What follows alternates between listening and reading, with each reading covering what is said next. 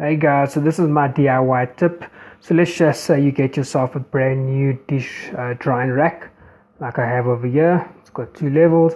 So you've obviously got an old one. A lot of you might think just throw it away, but this is my tip not to throw it away. So what you can do with it is, if you can see in my cupboard, I can open that.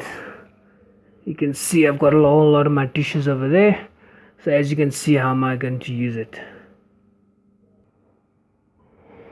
Okay, so you can see, instead of me throwing that rack away, I can put all my dishes on here. So as you can see, I put all my bowls at the back there,